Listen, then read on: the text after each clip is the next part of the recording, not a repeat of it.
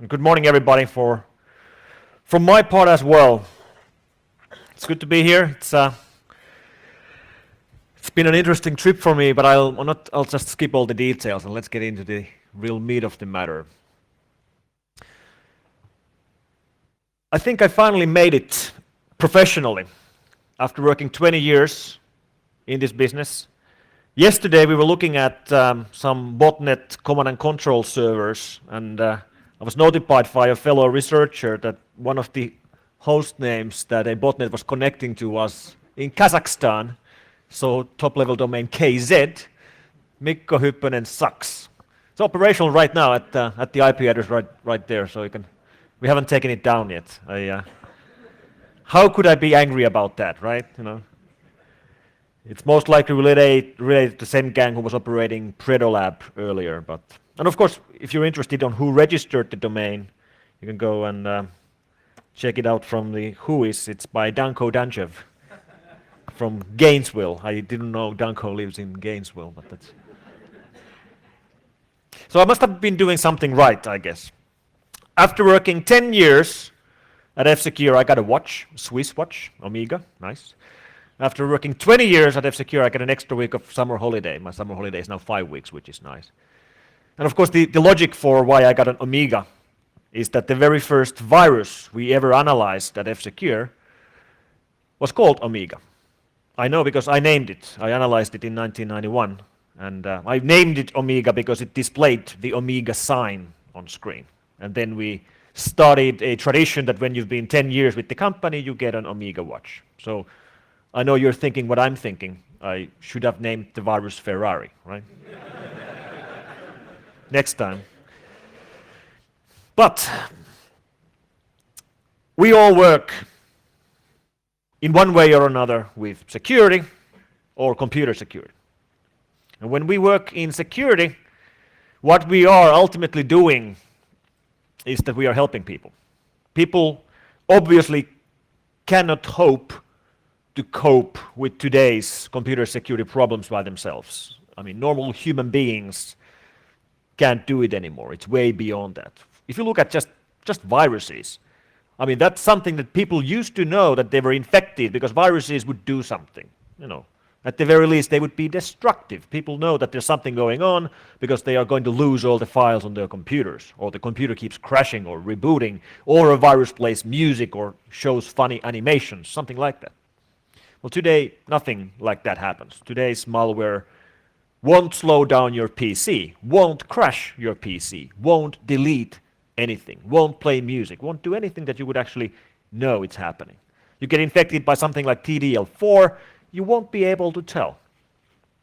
And even if you somehow learn that you're infected, you will not be able to get rid of it by yourself. So the end users need us.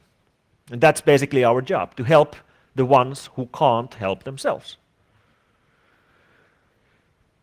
And the best way for us to help the ones who can't help themselves is to understand who we are fighting.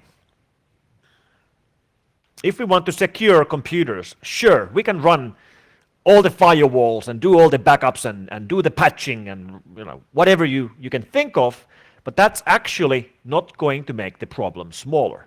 That's like a Band-Aid, right? It helps with the immediate pain, but it does nothing to reduce future attacks.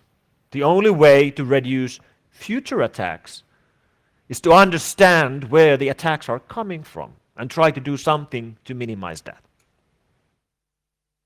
And the attackers keep changing. During the 20 years I worked in this business, they've changed several times. When I started, almost all the attackers were doing the attacks for fun. For fun, for challenge, for fame, maybe. That's what they were. Teenagers hacking servers for excitement. And of course, there are still attackers like that as well. But overall, today, I would group all the attacks into 3 main groups. We have, first of all, the organized criminal gangs who do the attacks to make money. Second of all, the hacktivists. And third, attacks launched by countries and nation states. That's where the main attacks are coming from. And I decided to give you examples of each of these. So, organized criminal gangs. Who's he? Scarface, right? How are you doing, Scarface? Are you there? Good.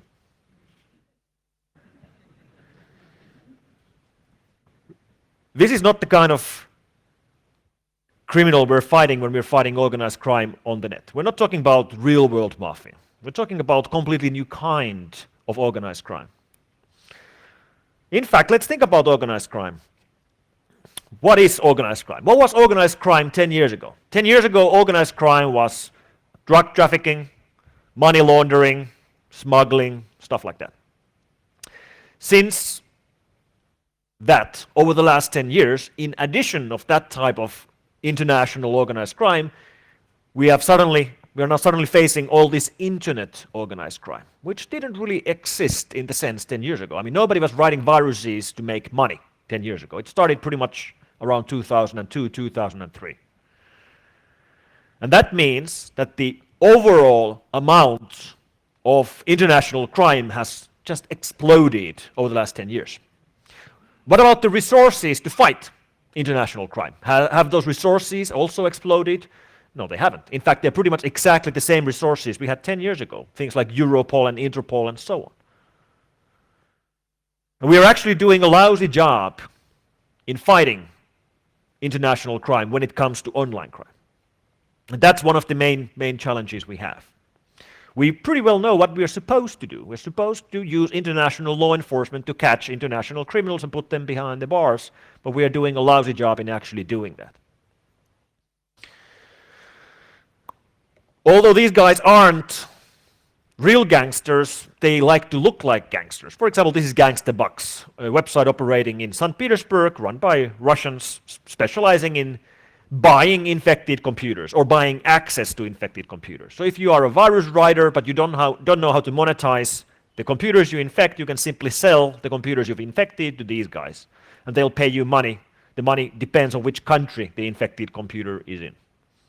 Here's another one. This is iframebiz.com, used to run in St. Petersburg. It's been down now for a year or so, but it sort of gives you a good impression of the kind of lifestyle these guys would like to try to impose on virus writers. You know, write viruses, make money, buy a BMW, impress girls. You know, that kind of lifestyle. But is it really like that? Is that really how virus writers live? Do they really make money with viruses? Well, here's a photo which was found during forensic examination of a drop site, a server which was used in an operation related to banking Trojans.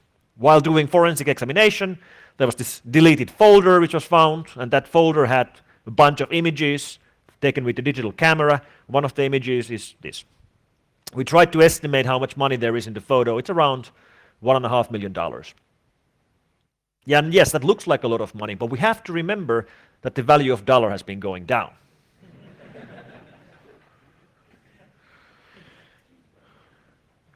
So is the lifestyle of online criminals and virus writers really like this? Well, actually, yes, it pretty much is. This is Albert Gonzalez, photographed at the penthouse suite of, I believe, the W Hotel, which is one of the most expensive hotels in New York.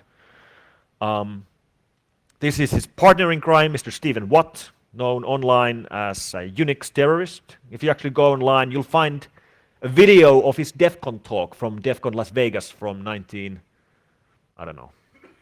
2002 maybe, something like that. Here he's photographed partying at the private pool of another expensive New York hotel. So how can these guys afford a lifestyle like this?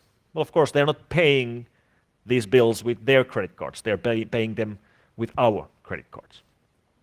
So these guys were Americans, but the majority of the attackers actually are not.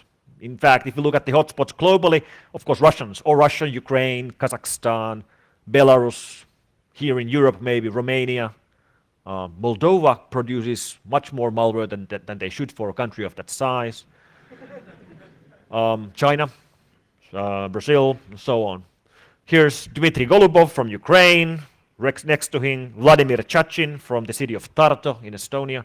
Examples of the kind of guys who are behind these attacks. And of course, the mechanisms vary, but they are basically typically in the range of rogue antiviruses, rogue registry cleaners, which are pushed to end users, keyloggers to steal the credit card numbers, banking trojans to move money around from online banks. Here's the Swedish Björn Sundin, together with his partner in crime, Shailesh Kumar Jain from United States. These guys were behind the IMU operation. So the actual coders who were writing the malware these guys were using to become rich were all Ukrainians. But these guys were not Ukrainians. They were running an international crime gang where the actual coders were in Ukraine, but they themselves were mostly in USA. These guys are still on the run. This picture is from Interpol pages, from the wanted pages. Nobody knows where they are, but the Secret Service from the United States froze a Swiss bank account belonging to Shailesh Kumar Jain around 2 months ago, and that bank account had $14.9 million on it. So the amount of money these guys are making is significant. Last statistics from Brazil say that the Brazilian banks lost $480 million to banking Trojan attacks during the first half of this year. So there's somebody walking around on the streets of Sao Paulo with $480 million in their pockets. Think about that. That's a lot of money, especially in Brazil. That is a lot of money.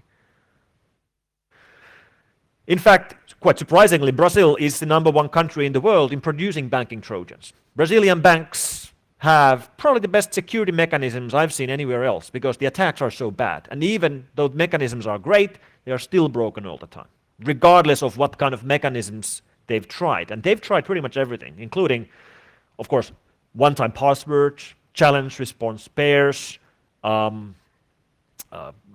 custom-made Java interfaces for the online bank, Java.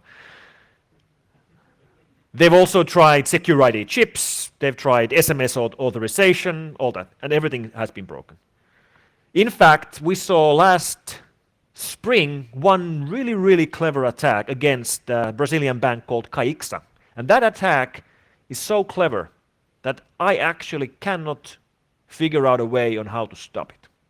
I can't imagine any authorization mechanism which would fix that problem. And the way that particular banking Trojan worked is that first you get infected, as usually you get infected by surfing the web with your Windows computer, you get hit by a drive-by download because you have an unpatched Adobe PDF Reader plugin inside your browser, or you have unpatched Java or unpatched QuickTime or something like that. But once you're infected, the only thing that the Trojan does is that it waits for you to log into this bank's website. And once you log in to the bank's website, it doesn't modify your payments, it doesn't change anything, it just displays one extra page between the login and before you actually enter the bank. And that page was an advertisement. Advertisement which looked like it's an advertisement from the bank. It had the bank logos, different animations, very well done, most likely done with some ad agency. And the ad told the user that we have now launched a new investment product, a new investment account, and if you put money into this account, it gives you 5 to 2% annual return on your investment. And now, during this week, if you start investing and you invest more than 2,000 reais on this investment account, you get a free Nintendo Wii. And there's an image of Nintendo and Mario and animations. And then it continues. To start investing into your investment account, please move at least 2,000 reais to your investment account number this and this. So people read this and they see that's a great deal. That's a good return. That's not too much money. Absolutely, I want a Nintendo Wii. So now the user himself really wants to move his money to this account.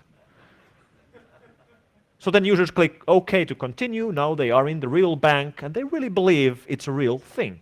And now they will be themselves going through all the hoops. They will be using their secure ID chips or answering text messages, whatever the bank is trying to do to prevent banking Trojans. And it all goes through. How do you fix that? I don't know. I don't know. How do you fix credit card theft? Well, First, we have to look who's actually paying for the credit card fraud.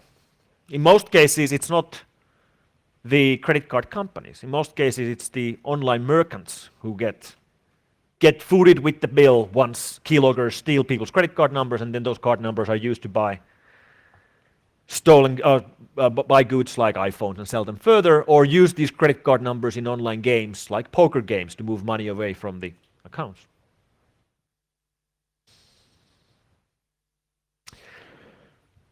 One more example of banking Trojans. Postbank in Germany introduced text message authentication around a year ago. And the reason why they introduced this SMS text message authentication is very clear. Banking Trojans sitting on the computer can change the accounts you think you are sending money to. So you go to an online bank and you think you are sending 100 euros to your electricity company to pay your electricity bill. And the Trojan on your computer changes the account to a different number and off the money goes. The way they decided to fix that is that every time you send money, it sends you a text message to your phone. And then, of course, on your text message, you will see the real account number, and you'll figure out that, there's something wrong because the account numbers don't match. That's a great idea. Excellent. Foolproof. Can't be hacked, right? Wrong. This is what the real page looks like when you go there from a clean computer. When you go there from an infected computer, the page changes, and now it explains to you that the bank has introduced another new security feature, which is a mobile security app. Please give your mobile phone number here so we can send you Sicherheitskontrolle, a security control program running on your phone. And they have a version for Android, for Symbian and Blackberries.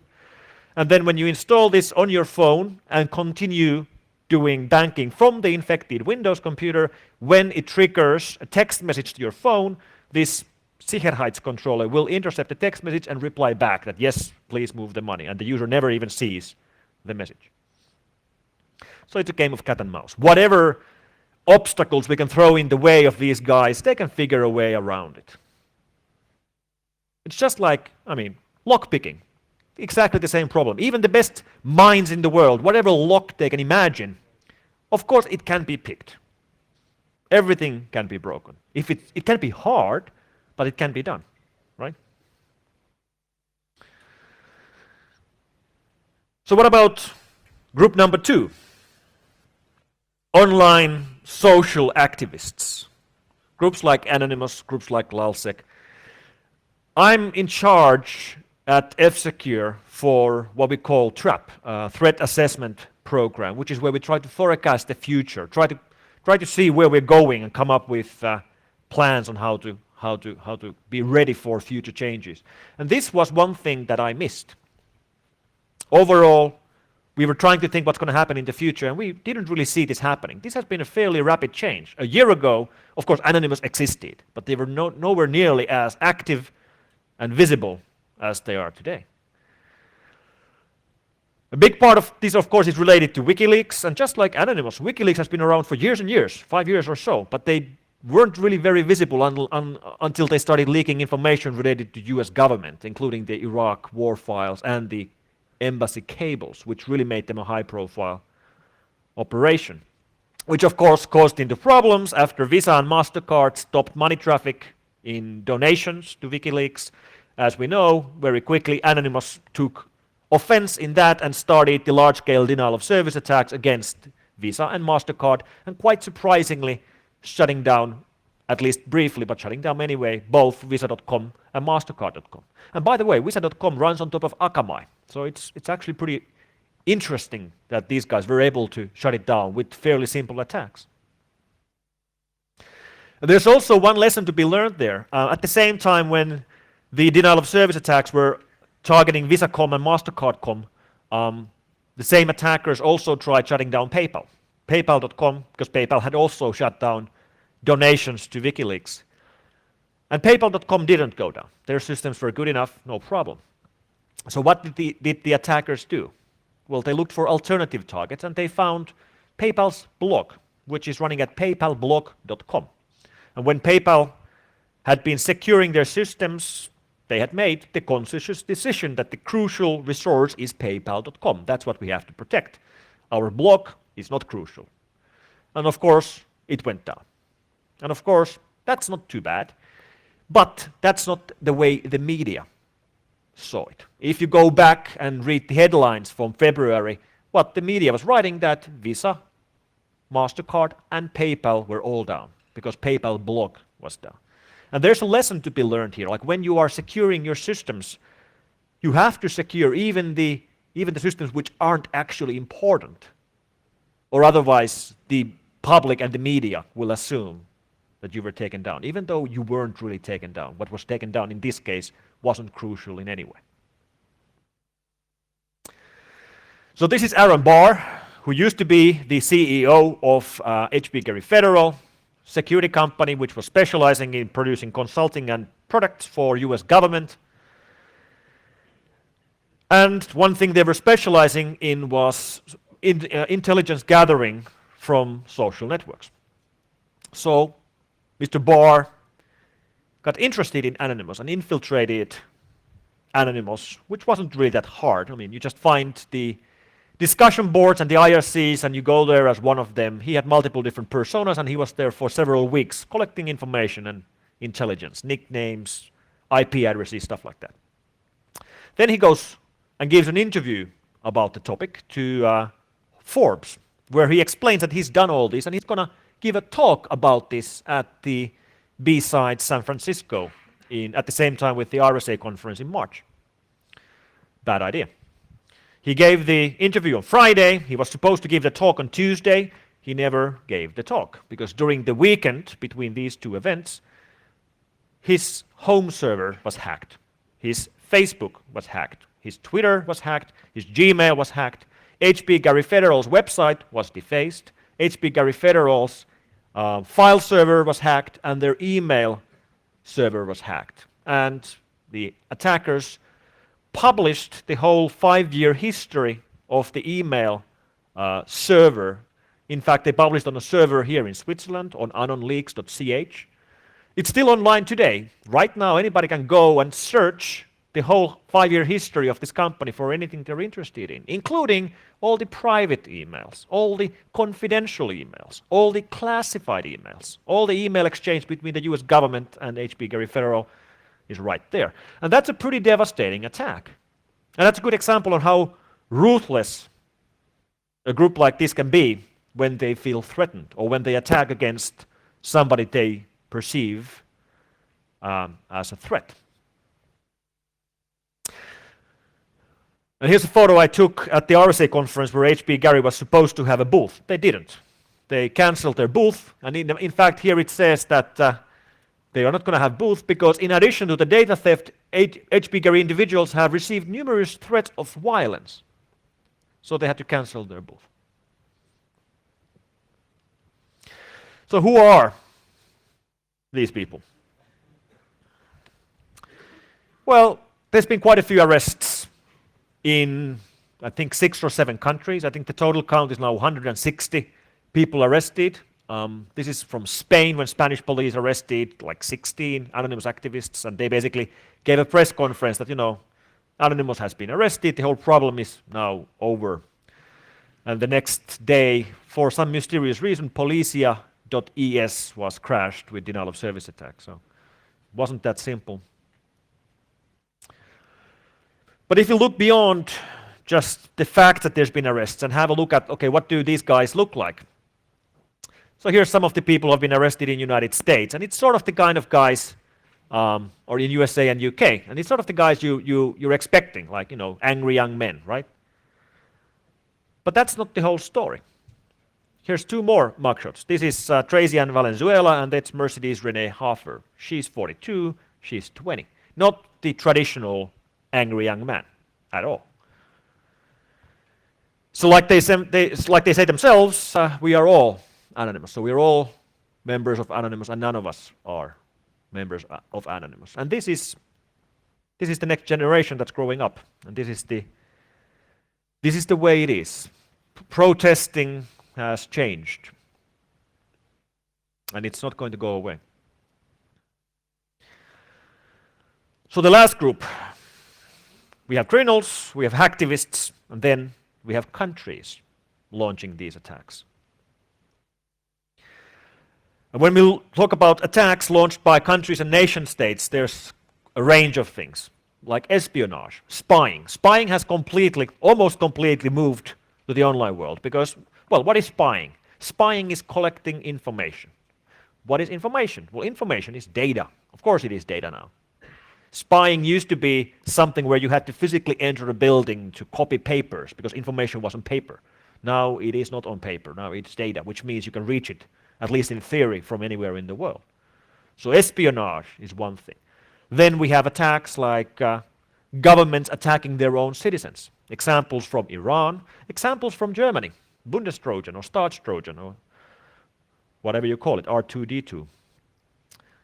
And then we have, for the lack of better word, things like cyber war or online warfare, of which we haven't really had very good examples yet, but we will. Because military has changed. That's a great weapon, like throw tanks at your enemy, that's going to do it. I can't explain the image, I just found it online, but I'm fascinated by the mechanisms of this. So, espionage is mostly done by targeted attacks. And targeted attacks means that you receive an email which is convincing. You receive an email from your friend, from your colleague, from your customer, and it contains an attachment which is relevant, like this example. That's a PDF file which was sent to a technical engineer at a defense contractor, and the PDF contents are about high-efficiency DC-DC converters, which is what the guy was working with. But it's Trojanized. By the time you have it on your screen, you've already been infected by a backdoor which connects from your computer to an outside address. Whoever is at that address has full access to your PC and full access to everything you can access in your local area network. And we've seen a lot of these. Here's another PDF, contains a Trojan. Here's another PDF, contains a Trojan. Here's another PDF, contains a Trojan. Here's another PDF, contains a Trojan. Another one.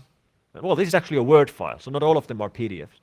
PDFs are the most common ones, though. This talks about some UNICEF meetings, contains a Trojan. Here's an Excel file, contains fairly realistic-looking content, but it contains a Trojan. Another one, here's another PDF file. Here's another one sent to an Air Force general. This is a Word file. We found this like 5 days ago. Then we have these as well. Like not all of them are like business content. I don't know who she is, but this was one of the files we found like 2 weeks ago, contains a Trojan, and so on, and so on, and so on. That's a PowerPoint file. And we do see these in all different languages. Here's Russian, this is German, Speichersystem, Leistungsmerkmal, Todesstrafe. My German is rusty, but looks fairly convincing to me. I don't speak Arabic, but I'm convinced that's fairly convincing as well. So who's he? Well, this is Alfred Nobel.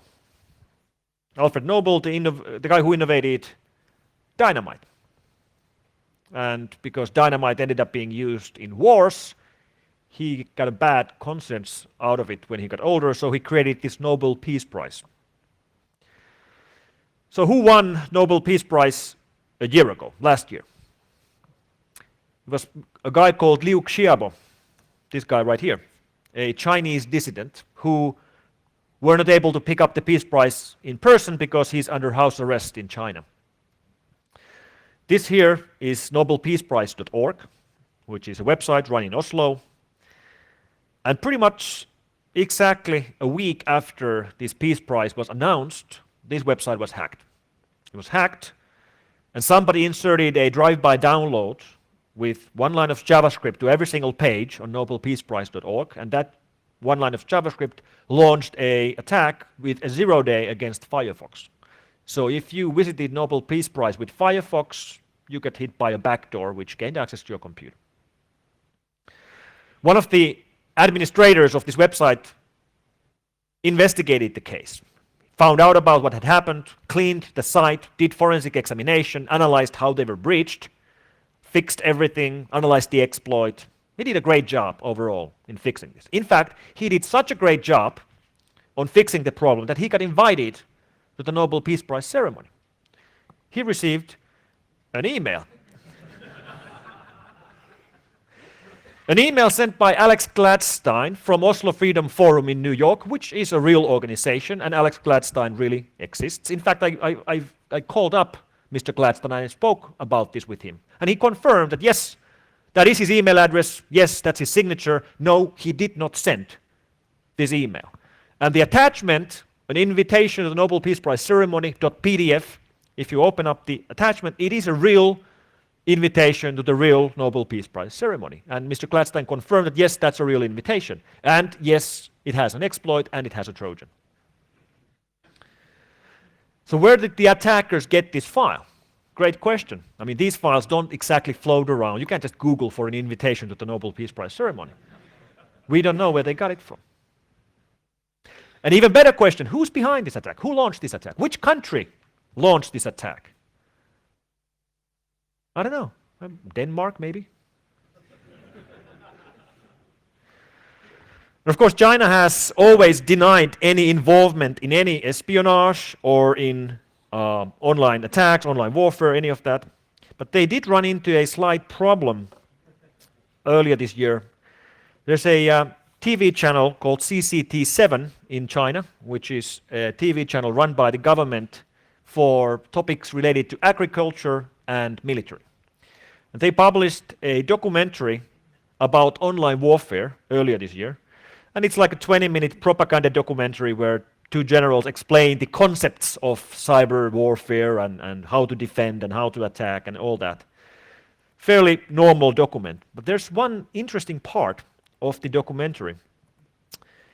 Most likely by accident, they ended up leaving this one snippet, like a B-roll snippet in there, which very briefly shows someone opening up a Chinese application, choosing some settings and clicking a button. This lasts like 5 seconds. But we had that translated. What does the application actually say? And the application says at the top, it says copyright People Liberation Army, choose a target. Here's target lists. He chooses one which has an IP address and clicks a button which says attack. And the IP address is in the United States of America. And this is, my friends, what I call the smoking gun. Right. Like, no matter what they say, the fact is they have written a program like this.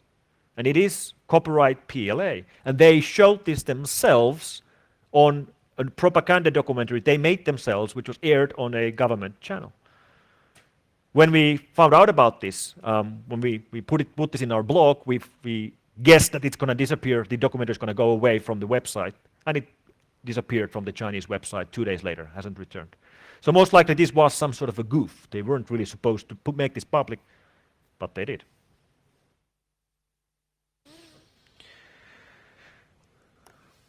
So what's happening right now? Well, last year was the year of Stuxnet, which is the most complicated malware we've ever seen. And as you've read from the news, 2 weeks ago, a new Trojan called Duku was found. And Duku shares a lot with Stuxnet. It shares code, but even more importantly, I think it shares techniques, including the fact that it uses signed kernel drivers, which have been signed with real certificates, which have been stolen from companies in Taiwan. Stuxnet did this, Duku does this. In fact, one of the drivers used by Duku has been published by a company called J-Micron, which is a real company in Taiwan. And J-Micron was one of the driver signatures used in Stuxnet as well. I believe it is connected. If not done by the same party, well, one theory we do have is that if Stuxnet was done by US government, it's likely they didn't write it themselves. They outsourced it to a defense contractor of some sort. Maybe it is that company, or maybe it is individuals from that company who participated in Stuxnet development doing something on their own now. Maybe it's that. We don't really know. But it isn't spreading.